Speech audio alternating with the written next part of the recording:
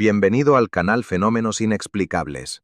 Suscríbete a nuestro canal. Publicamos historias diarias sobre fenómenos misteriosos basados en hechos reales. Apóyanos. Danos un me gusta si te gusta lo que hacemos. Al amanecer del 11 de marzo de 1995, en el pueblo puertorriqueño de Orocobeach, el granjero José Martínez salió a ver cómo estaban sus ovejas. La niebla matutina, inusualmente densa para la época del año, se cernía sobre el suelo, como presagiando problemas. En la tenue luz grisácea, José notó las siluetas inmóviles de sus animales. Algo andaba mal. A cada paso, su corazón latía con más fuerza. 8 ovejas yacían en el suelo, sin vida y frías. «¡Dios mío!», susurró, arrodillándose junto al animal más cercano. 3 perforaciones perfectamente redondas se abrían en el pecho de la oveja. No había salpicaduras de sangre ni señales de forcejeo. Pero lo más extraño era que todas las ovejas parecían completamente desangradas. José se santiguó rápidamente. Mientras observaba a los demás animales, lo atormentaba la sensación de una presencia extraña. Una mirada que no podía ver. Un olor que no podía identificar. Algo entre huevos podridos y pelaje húmedo. ¿Acaso algo se movía entre los árboles? ¿O era solo un efecto de las sombras? 2 horas después, llegaron funcionarios del Departamento de Agricultura. Sus explicaciones científicas sobre depredadores y causas naturales de muerte no eran convincentes. Las heridas eran demasiado limpias. Los cadáveres se secaron con demasiada metódicamente. Las perforaciones redondas eran demasiado extrañas. Las 8 ovejas parecían como si un depredador desconocido les hubiera desangrado quirúrgicamente. Nadie sabía entonces que esto era solo el principio. Nadie sospechaba que en cuestión de meses, Puerto Rico se vería invadido por una ola de pánico que se extendería por Latinoamérica y llegaría a Estados Unidos. Nadie podría imaginar que estarían presenciando el primer ataque documentado de una criatura que pronto sería bautizada como el chupacabras, un vampiro cabra, sediento de sangre, cuya existencia aún genera un intenso debate entre científicos y testigos presenciales. Esa noche José no pudo dormir. Escudriñó la oscuridad por la ventana, escuchando cada crujido. Algo le decía que el mal que había llegado a su granja no había desaparecido. Estaba acechando en algún lugar cercano, esperando. Los lugareños nunca olvidarán cómo, ese año, algo invisible y sanguinario comenzó a aterrorizar sus islas. Algo que parecía no pertenecer a este mundo. Marzo de 1995. Orocobeach, Puerto Rico.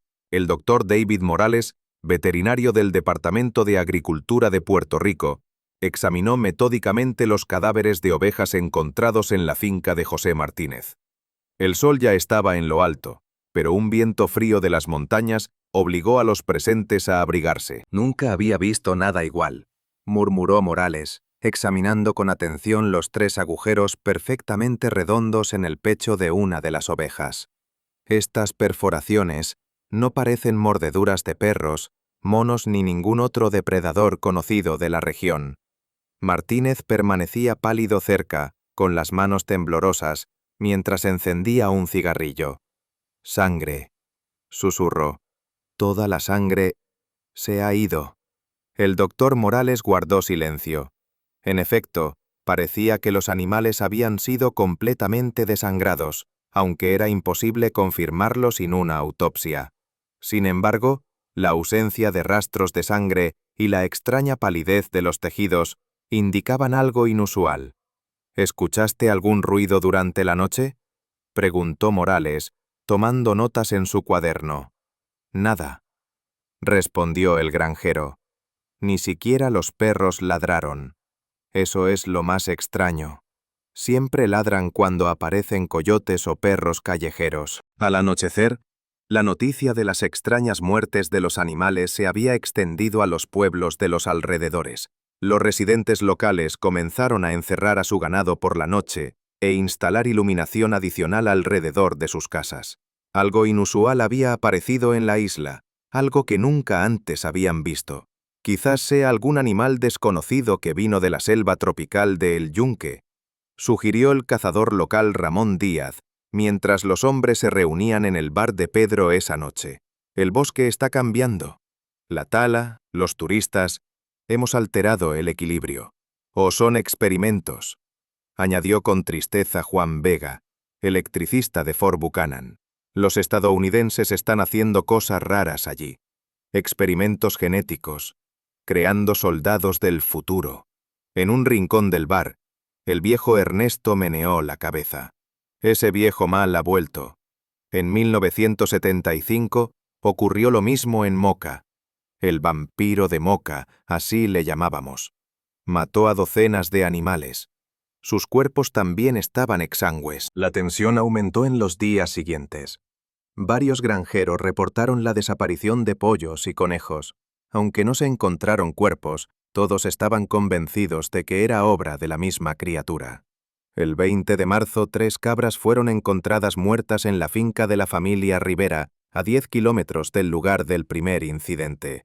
Las mismas extrañas heridas punzantes, la misma falta de sangre. Se mueve, susurró José al enterarse de la noticia. Tiene hambre y se mueve. Abril-julio de 1995, difusión de rumores. Para abril de 1995, se recibían informes de extraños ataques a animales domésticos desde varias zonas de Puerto Rico. Cada semana se descubrían nuevas víctimas. Cabras, ovejas, gallinas, conejos y a veces gatos y perros. Todas presentaban heridas punzantes características y sin rastros de sangre. Las autoridades intentaron calmar a la población, descartando los incidentes como ataques de perros callejeros o animales salvajes. El doctor Javier Rodríguez, de la Universidad de Puerto Rico, declaró en la televisión local: no hay evidencia científica de la existencia de un depredador desconocido. Probablemente se trata de un grupo de perros asilvestrados, posiblemente infectados con rabia u otras enfermedades que afectan su comportamiento. Pero la gente no creyó la explicación oficial. En la radio local, el popular presentador y comediante Silverio Pérez utilizó por primera vez el término chupacabras, de las palabras españolas chupar y cabra, que se popularizó de inmediato. A finales de abril, el periodista Jorge Martín comenzó a recopilar evidencia de ataques de chupacabras. Visitó granjas, entrevistó a testigos presenciales y fotografió los cuerpos de los animales. En las últimas 6 semanas, he documentado más de 50 casos de ataques de animales con patrones similares. Escribió en el periódico El Vocero.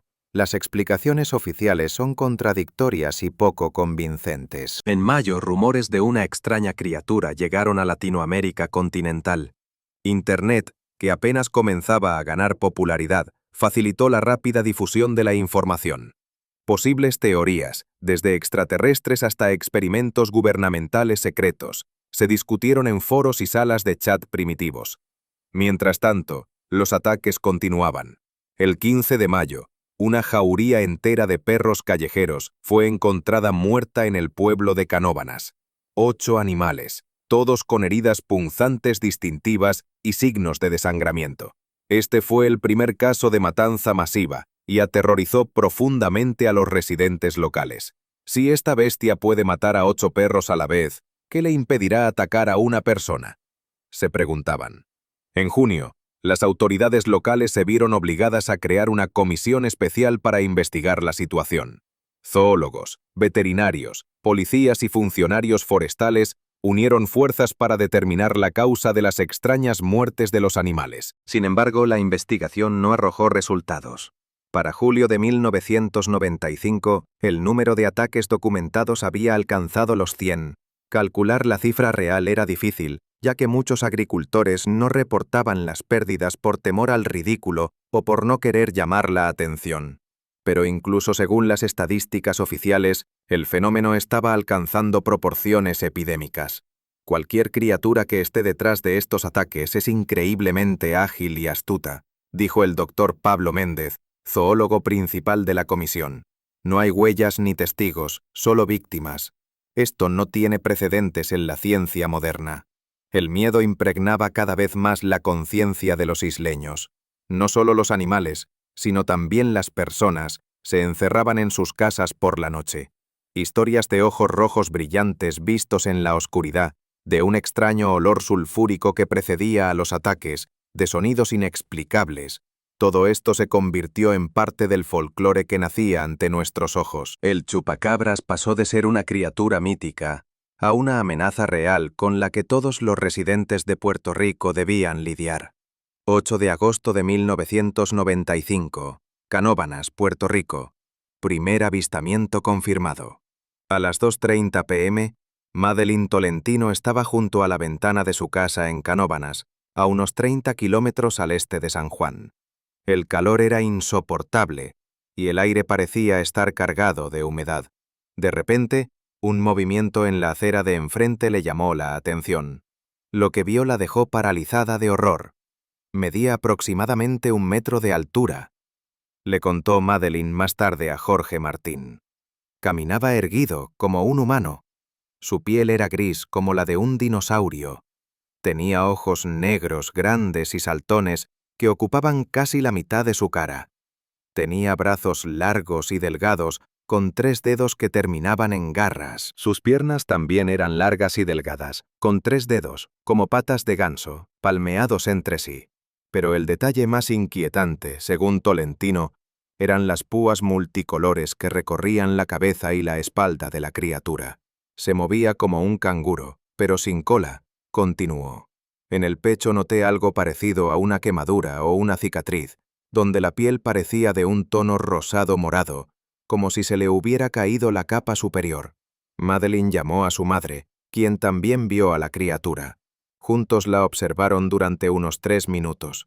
Durante este tiempo, el esposo de Madeline, Miguel Núñez, y su compañero de trabajo del taller de enfrente, con guantes de trabajo, intentaron atrapar a la extraña criatura, pero ésta los eludió, demostrando una agilidad increíble. El relato de Tolentino fue la primera descripción detallada del chupacabras hecha por un testigo presencial. Se difundió rápidamente por los medios de comunicación, y pronto aparecieron ilustraciones de la criatura basadas en su relato en periódicos, televisión e Internet.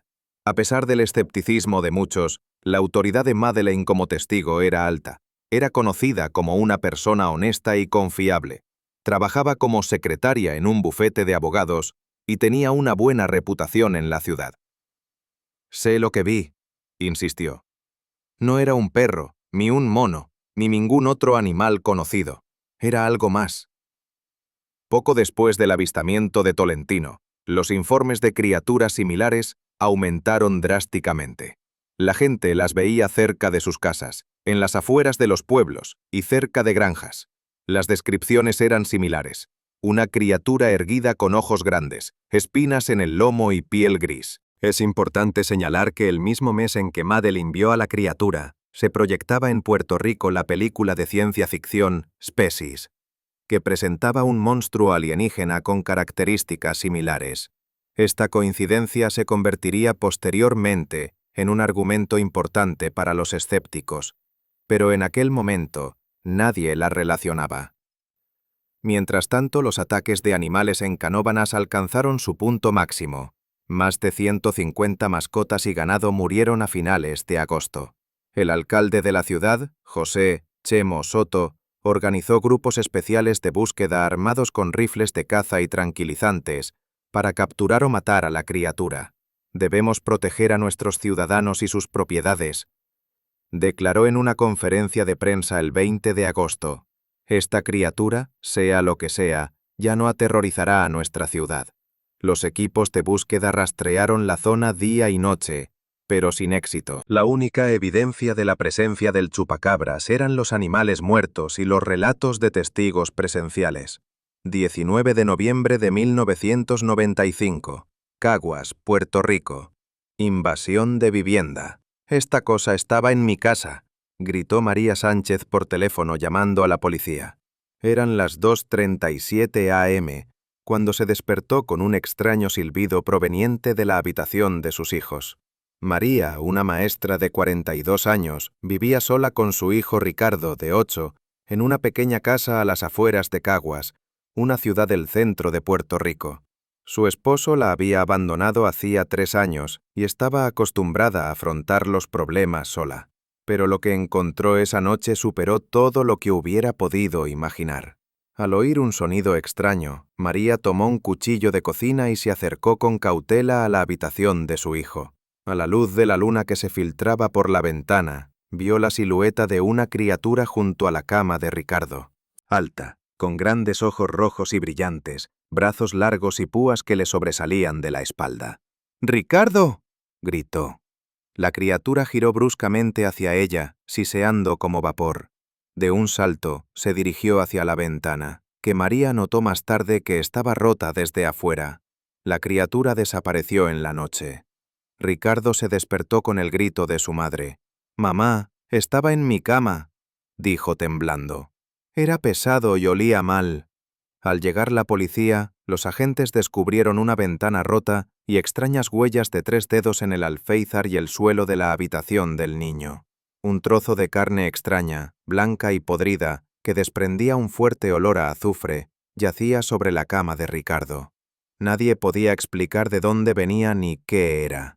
Lo que era aún más extraño era que el osito de peluche de Ricardo, que estaba en el estante, había sido destrozado, como si estuviera en un ataque de ira. El incidente en la casa de los Sánchez marcó el primer caso registrado de un chupacabras invadiendo una vivienda humana.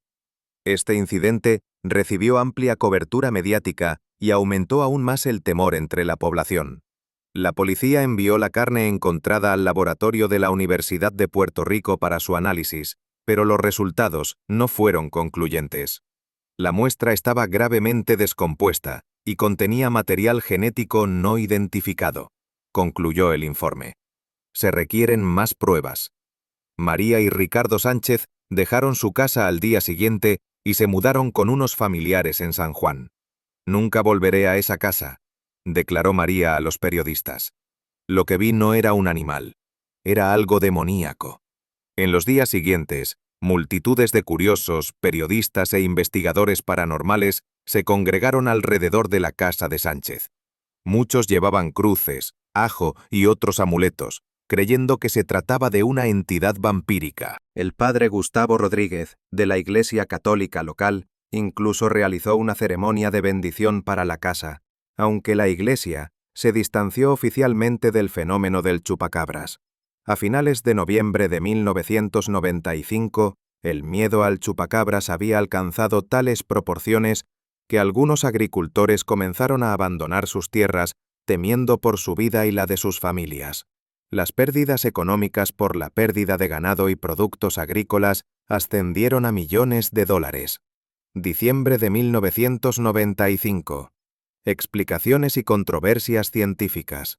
En diciembre de 1995, el gobierno puertorriqueño, preocupado por el creciente pánico y las consecuencias económicas, invitó a un equipo de científicos para investigar a fondo el fenómeno del chupacabras.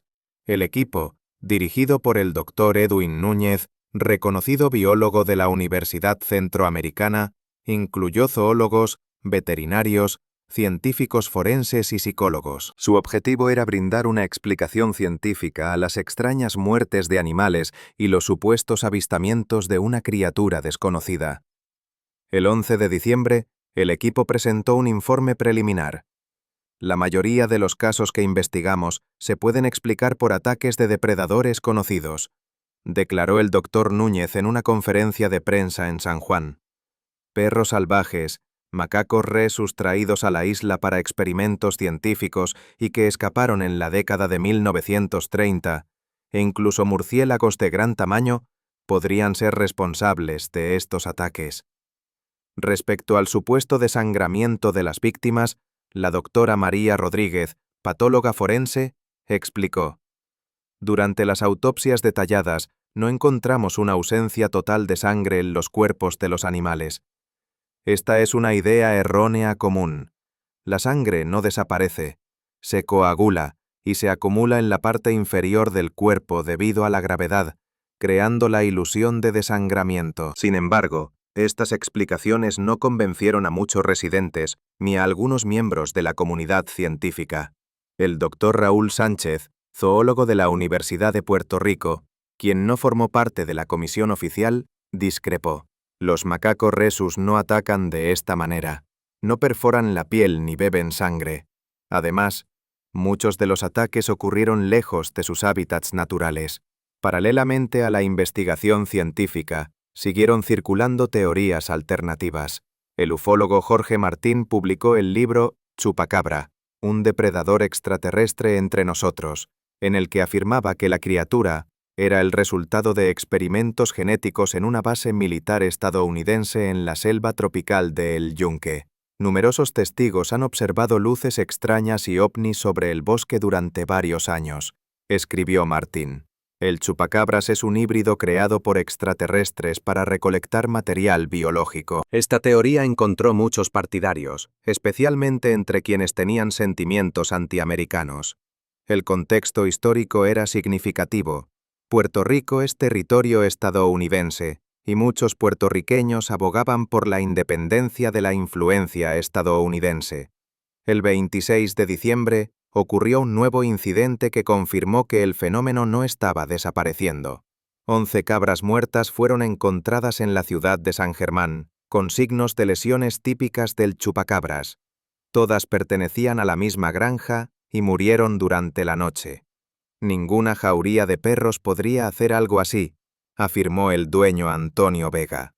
Los animales estaban en corrales a prueba de depredadores, y todos murieron en silencio. Mis perros guardianes no ladraron en toda la noche. Para finales de 1995, el número de víctimas atribuidas al chupacabras superó los 1000 animales en todo Puerto Rico. A pesar de los esfuerzos de científicos y autoridades, el fenómeno seguía sin explicación y el temor seguía creciendo. Enero-febrero de 1996 se extendió más allá de Puerto Rico. En enero de 1996, comenzaron a surgir informes de ataques similares al chupacabras en otras regiones. El 4 de enero, se descubrieron 8 terneros muertos y congelados en el condado de Isabela, Michigan, Estados Unidos. 2 de ellos estaban completamente desollados de la cabeza a los pies y 6 del cuello a los pies. Todos eran terneros Holstein blancos y negros de 1 semana de edad. Aunque las autoridades atribuyeron el incidente a la actividad humana, posiblemente relacionada con prácticas rituales, muchos relacionaron el incidente con el chupacabras, que se decía que había migrado al norte. El 7 de enero, un ternero de 1 semana fue encontrado muerto en Klamath Falls, Oregón, con extrañas lesiones. Le habían cercenado la oreja derecha y le habían extirpado el cráneo por completo. Un veterinario local no pudo determinar la causa de la muerte ni la naturaleza de las lesiones. En marzo de 1996, una oleada de reportes de chupacabras llegó al noroeste de Miami. Unos 40 animales murieron en la zona rural, todos con marcas similares a las del monstruo puertorriqueño.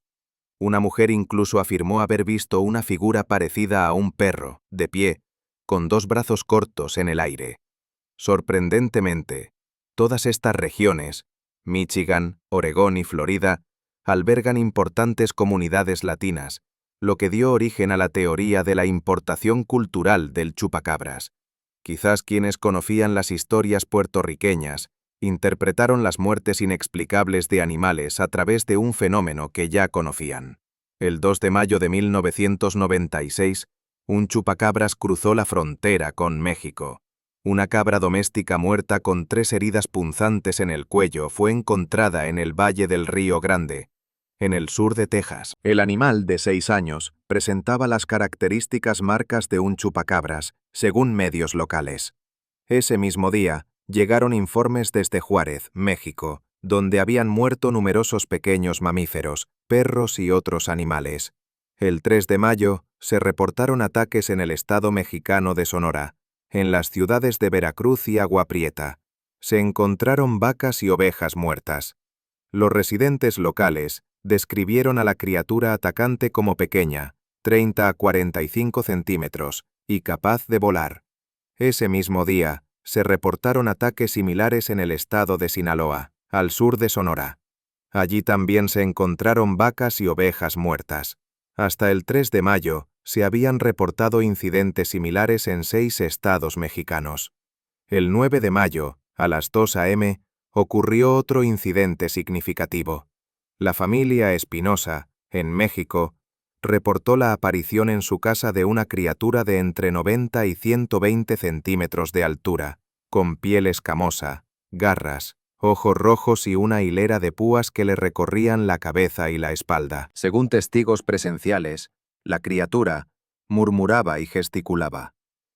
Ese mismo día, entre las 5 y las 5:30 a.m., un niño de 7 años de la misma familia afirmó que la criatura se paró en su cama y brevemente sobre su pecho. Ambos miembros de la familia Espinosa describieron un olor a perro mojado que acompañaba la aparición de la criatura. El 10 de mayo comenzaron a llegar informes sobre el chupacabras desde Florida, hogar de una importante comunidad latinoamericana. El 12 de mayo, 28 ovejas muertas fueron encontradas en el estado de Chiapas, al sur de México, con heridas punzantes compatibles con ataques de chupacabras. La rápida propagación del fenómeno del chupacabras en varios países ha despertado el interés de antropólogos y sociólogos. La doctora Elena Rodríguez, de la Universidad de Princeton, comentó: «Estamos presenciando un ejemplo clásico de histeria colectiva y contagio social. El miedo y las historias se transmiten a través de los medios de comunicación, los lazos familiares y los canales culturales. Esto no significa que la gente se invente cosas.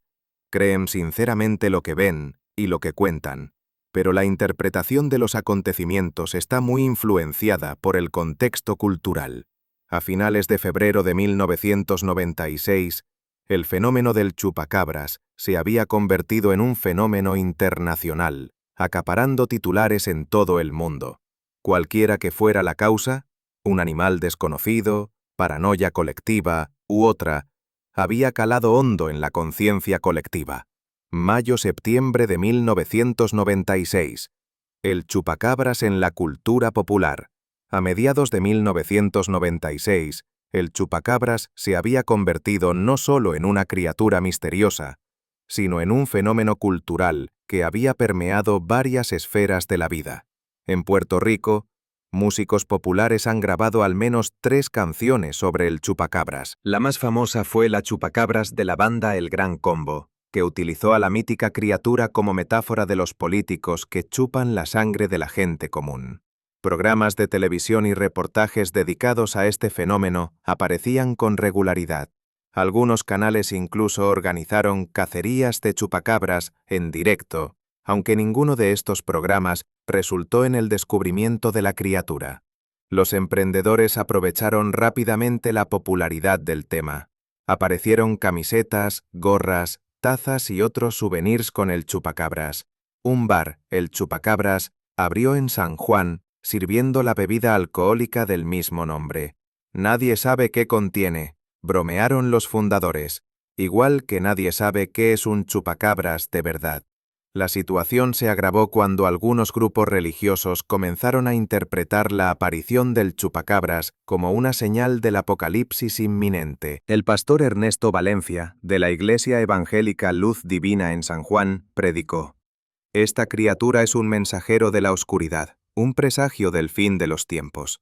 La Biblia habla de monstruos que aparecerán antes de los últimos días». La comunidad científica continuó buscando explicaciones racionales. El doctor Juan Rivero, de la Universidad de Puerto Rico, sugirió que una especie desconocida de murciélago podría estar detrás de los ataques. Decenas de especies de murciélagos habitan la isla, y no todas están bien estudiadas. Quizás los cambios en el ecosistema causados por la deforestación y la urbanización hayan provocado cambios en el comportamiento de algunas de ellas. Esta teoría ganó apoyo después de que el agricultor Miguel Ortiz de Lares fotografió una extraña criatura posada en la rama de un árbol cerca de su casa el 17 de julio de 1996. En la imagen borrosa se podían distinguir alas parecidas a las de un murciélago, pero mucho más grandes de lo normal. El ornitólogo Carlos Betancourt, quien examinó la fotografía, concluyó: «Esto no es un ave ni un murciélago común. La envergadura es de al menos 1 metro, lo cual es significativamente mayor que la de cualquier murciélago conocido en Puerto Rico. Sin embargo, otros expertos han calificado la fotografía de falsa o de caso de identificación errónea de un animal común capturado desde un ángulo inusual. En agosto de 1996, se produjo una nueva ola de ataques en el sur de Puerto Rico, cerca de la ciudad de Ponce.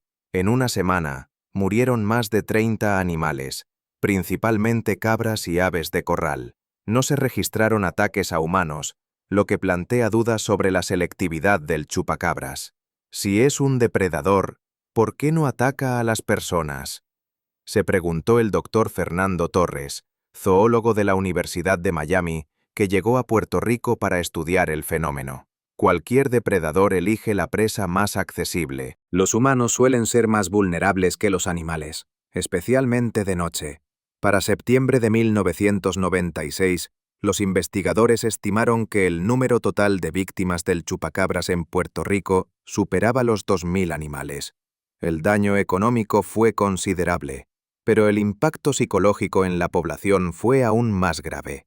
Según una encuesta realizada por la Universidad de Puerto Rico, el 48% de los residentes de la isla creía en la existencia real del chupacabras.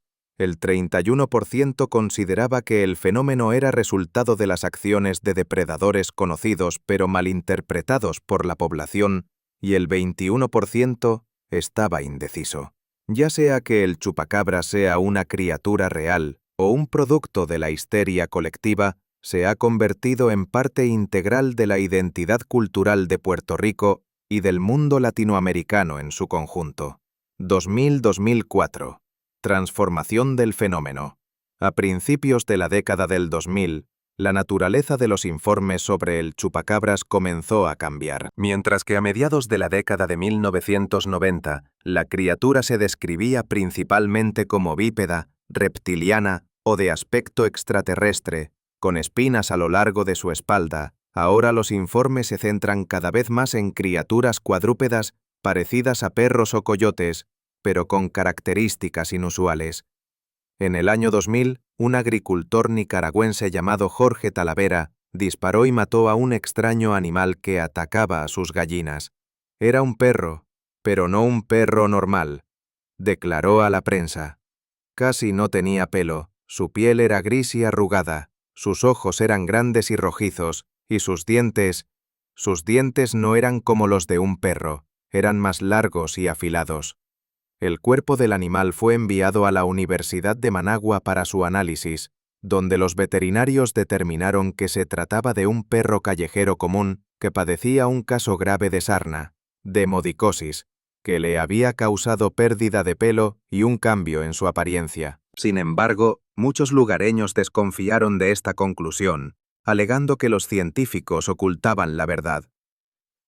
Incidentes similares comenzaron a repetirse con regularidad en varios países latinoamericanos. En 2001, en el estado mexicano de Chihuahua, se encontró el cuerpo de un extraño animal, al que los lugareños denominaron chupacabras.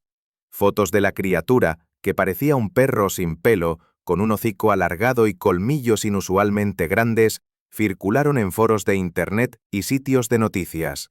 Los biólogos que examinaron las fotografías plantearon la hipótesis de que el coyote padecía un caso avanzado de sarna sarcóptica, causada por el ácaro Sarcoptes scabiei. Esta afección provoca picazón intensa, pérdida de pelo y engrosamiento de la piel, lo que puede alterar significativamente la apariencia del animal. El profesor Barry O'Connor, parasitólogo de la Universidad de Michigan, comentó sobre estos casos. Los animales con sarna grave tienen un aspecto realmente inusual, incluso espeluznante. Pierden pelo, su piel se engrosa y se arruga, y sus ojos parecen más saltones debido a la inflamación del tejido circundante. Además, estos animales suelen estar debilitados y comportarse de forma anormal. Pueden aparecer en zonas pobladas en busca de alimento, ya que cazar presas normales se les vuelve demasiado difícil. Esta teoría explicaba no solo la extraña apariencia de los animales, sino también los cambios en su comportamiento alimentario. Los depredadores infectados con sarna Solían atacar al ganado y a las aves de corral, que eran presas más fáciles que los animales salvajes. En 2004, ocurrió un incidente que muchos consideran un punto de inflexión en la historia del chupacabras. Un ranchero tejano, Reggie Lagow, disparó y mató a una extraña criatura en su granja tras encontrar varias gallinas muertas. La criatura parecía un perro o un coyote, pero carecía casi por completo de pelo, tenía la piel gris azulada, colmillos grandes y una extraña deformación en los cuartos traseros. Lagow conservó el cuerpo del animal e invitó a biólogos de la Universidad de Texas a estudiarlo. El análisis de ADN reveló que se trataba de un coyote común que padecía un caso grave de sarna y posiblemente otras enfermedades que le dieron su inusual apariencia. No es un chupacabras, pero entiendo por qué la gente podría pensarlo, dijo el doctor Eric Pearson, quien dirigió el estudio. Si no eres biólogo y no has visto animales con este tipo de anomalías antes, podrías confundirlo con alguna criatura desconocida. A pesar de estas explicaciones científicas, la creencia en el chupacabras como una especie distinta y desconocida no desapareció. Al contrario, se produjo una curiosa evolución de ideas. Ahora, en el imaginario popular, existían dos tipos de chupacabras. El chupacabras clásico, erguido, con púas y ojos grandes, típico de Puerto Rico y el Caribe, y la versión tejana o continental, cuadrúpeda, que recordaba a un perro enfermo o a un coyote. Esta dicotomía reflejaba las diferencias culturales y las formas en que la leyenda se adaptaba a diferentes contextos geográficos y sociales. 2005-2010. Investigaciones científicas y refutaciones. En 2005, comenzó el primer estudio científico sistemático del fenómeno del chupacabras, impulsado por Benjamin Radford, escritor científico e investigador estadounidense. Radford, conocido por su enfoque escéptico ante los fenómenos paranormales, decidió aplicar la metodología científica al estudio de esta criatura mítica. Quería abordar el fenómeno del chupacabras como un científico abordaría una nueva especie, explicó Radford. Recopilar toda la evidencia disponible, analizarla, realizar trabajo de campo y pruebas de laboratorio siempre que fuera posible. A lo largo de 5 años, Radford entrevistó a docenas de testigos presenciales, veterinarios, biólogos y otros expertos. Visitó lugares de presuntos ataques de chupacabras en Puerto Rico, Nicaragua, México y Estados Unidos, y recolectó y analizó muestras de tejido de animales supuestamente muertos por el chupacabras. Una de las áreas clave de su investigación fue el análisis del contexto histórico de los primeros informes sobre el chupacabras. Radford descubrió que antes de 1995 no existían descripciones de una criatura similar al chupacabras, aunque ya se habían registrado casos de matanzas extrañas de ganado. Por ejemplo, el fenómeno del vampiro de Moca en 1975. ¿Qué pasó entonces en 1995? Radford notó una coincidencia significativa. En julio de 1995, la película de ciencia ficción Species se proyectaba en los cines puertorriqueños. Su principal antagonista era el extraterrestre Seal, una criatura humanoide con ojos grandes, extremidades largas y espinas a lo largo de la espalda. La primera descripción detallada del chupacabras que Madeline Tolentino hizo en agosto de 1995 guardaba un sorprendente parecido con la apariencia de Seal en la película. Cuando Radford entrevistó a Tolentino en 2010, ésta confirmó haber visto la película Species poco antes de su supuesto encuentro con el chupacabras. Parecía un chupacabras, con púas en la espalda y todo. El parecido con el chupacabras era realmente sorprendente, admitió Tolentino. Para Radford, esta fue una prueba clave de que la primera y más influyente descripción del chupacabras se basaba, de hecho, en una imagen cinematográfica, no en una criatura real. Esta imagen fue retomada por los medios, difundida en Internet y desató la histeria colectiva, pues la gente empezó a ver criaturas similares y a atribuirles muertes inexplicables. En cuanto a los asesinatos en sí, Radford y un equipo de veterinarios examinaron varios cadáveres de animales presuntamente abatidos por el chupacabras. En cada caso, se encontraron explicaciones naturales. La idea de que las víctimas no presentaban sangre resultó errónea. Las autopsias revelaron sangre en los cuerpos, aunque no siempre en cantidades normales. Tras la muerte, la sangre se acumula en la parte inferior del cuerpo debido a la gravedad, creando la ilusión de desangrado al examinarlo externamente. Los pinchazos misteriosos, en la mayoría de los casos, resultaron ser marcas de dientes de depredadores, perros, coyotes, o daños causados por carroñeros que comenzaron a alimentarse del cuerpo después de la muerte del animal. La falta de signos evidentes de lucha se explica por el hecho de que muchos depredadores atacan a sus presas de repente, agarrándolas por el cuello y matándolas rápidamente, sin dejar daños extensos en el cuerpo. En 2010, el profesor Barry O'Connor presentó una explicación exhaustiva de la versión tejana del chupacabras. Analizando muestras de tejido y ADN de docenas de supuestos cadáveres de chupacabras encontrados en Estados Unidos, demostró que todos pertenecían a coyotes o perros con sarna sarcóptica, una enfermedad causada por el ácaro Sarcoptes scabiei. Estos animales pierden pelo, su piel se engrosa y adquiere un tono grisáceo, y sus ojos parecen más grandes debido a la pérdida del pelo circundante y a la inflamación, explicó O'Connor. Los animales afectados se debilitan y a menudo se deshidratan, lo que altera su comportamiento y los hace más propensos a atacar presas fáciles, el ganado. En 2011, Radford publicó Rastreando al chupacabras, el monstruo vampiro en realidad, ficción y folclore, donde presentó los resultados de su investigación de 5 años. El libro se convirtió en el análisis científico más completo del fenómeno del chupacabras, aunque sus conclusiones no fueron aceptadas universalmente. Las principales conclusiones de Radford se pueden resumir de la siguiente manera. La imagen original del chupacabras, descrita en 1995, se inspiró en un personaje de la película de ciencia ficción Species. La histeria colectiva, alimentada por los medios de comunicación y el floreciente Internet, condujo a la propagación de la leyenda y a numerosos avistamientos de la criatura. Los casos reales de muertes de ganado atribuidas al chupacabras fueron resultado de ataques de depredadores conocidos, enfermedades o acciones humanas. La versión Texas del chupacabras está formada por coyotes comunes o perros con un caso severo de sarna que altera radicalmente su apariencia. Factores sociopolíticos. Desconfianza en las autoridades, sentimiento antiamericano en Puerto Rico, interés general en lo paranormal, contribuyeron a la popularidad y persistencia de la leyenda. A pesar de estas explicaciones científicas, la creencia en el chupacabras no ha desaparecido. Para muchos, la criatura se ha convertido en parte de su patrimonio cultural, un símbolo de identidad local y una expresión del miedo popular a lo desconocido.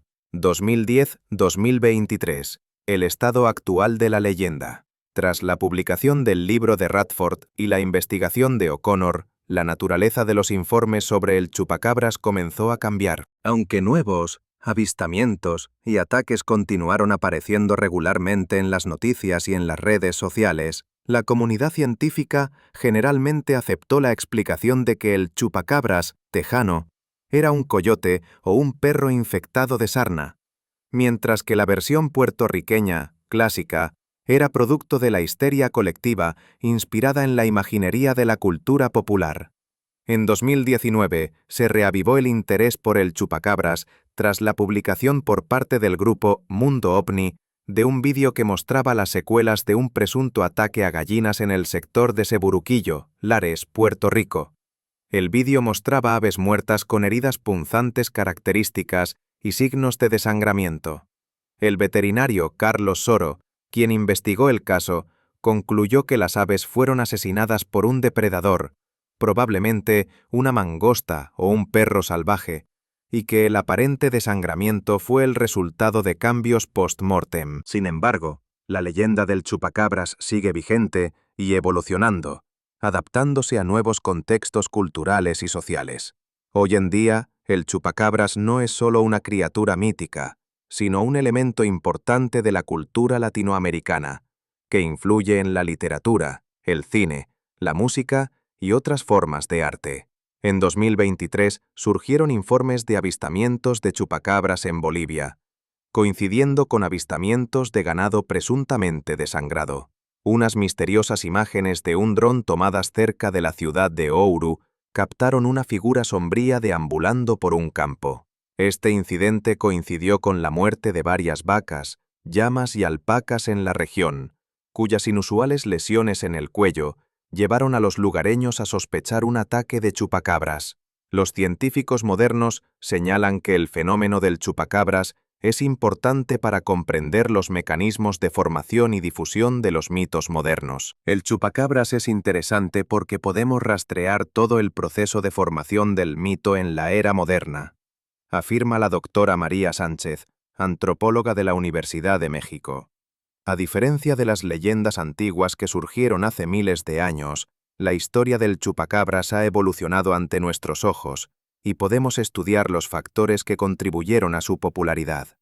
Entre estos factores, los investigadores destacan el papel de los medios de comunicación e Internet en la difusión de historias e imágenes, la influencia de la cultura popular, películas, libros, juegos, en la formación de ideas sobre los monstruos, contexto sociopolítico, desconfianza en las autoridades, temores al progreso tecnológico, preocupaciones medioambientales, mecanismos psicológicos de la histeria colectiva y de las epidemias del miedo, la necesidad cultural de mitos y misterios en un mundo racional y desmitificado. Hoy en día, el chupacabra sigue siendo uno de los críptidos, criaturas cuya existencia no ha sido comprobada científicamente, más famosos, junto con Pie Grande y el monstruo del lago Ness.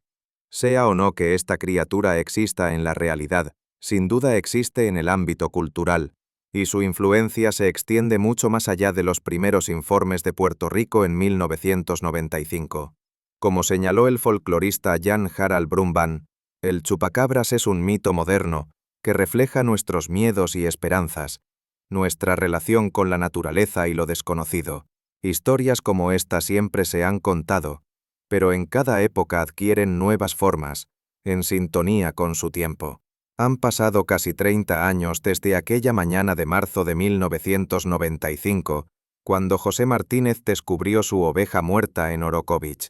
Desde entonces, miles de personas han afirmado haber visto al chupacabras o haber experimentado las consecuencias de sus ataques. Cientos de investigadores, desde entusiastas de lo paranormal hasta científicos profesionales, han intentado desentrañar el misterio de esta criatura.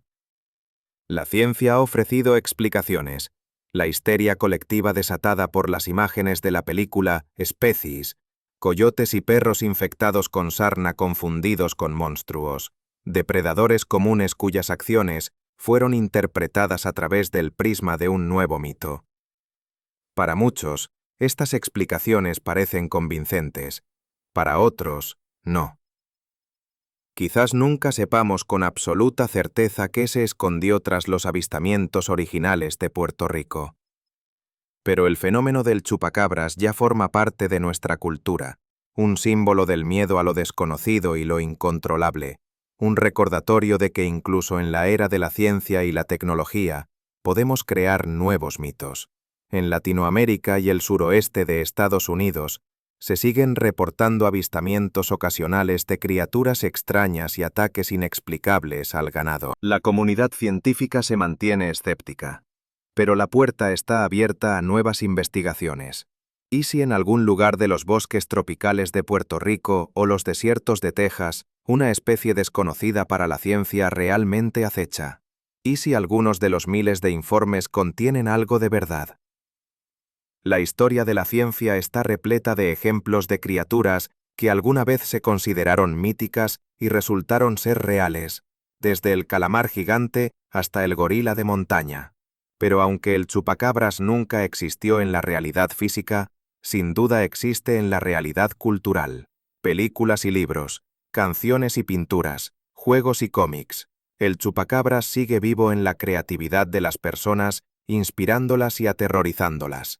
Y quizás en este sentido, la cuestión de la realidad del chupacabras sea menos importante. Como dijo el antropólogo Claude Lévi-Strauss, los mitos viven en los hombres, no los hombres en los mitos. El chupacabra se ha convertido en parte de nuestro imaginario colectivo, un reflejo de nuestros miedos y esperanzas, de nuestro deseo de encontrar lo milagroso en lo cotidiano. Así que, si una noche oscura oyes un extraño silbido fuera de tu ventana y a la mañana siguiente encuentras a tus gallinas muertas con misteriosas marcas de pinchazos en el cuello, quizás solo fuera un perro o un hurón callejero.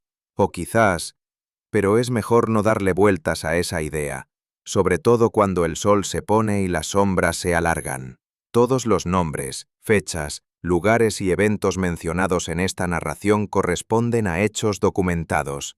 Donde existen diferentes versiones o interpretaciones, se presentan puntos de vista alternativos. Gracias por escuchar. Si disfrutaste esta historia, suscríbete a nuestro canal para estar al día con las nuevas. Comparte tu opinión sobre este increíble caso en los comentarios. ¿Quizás hayas presenciado algo inexplicable?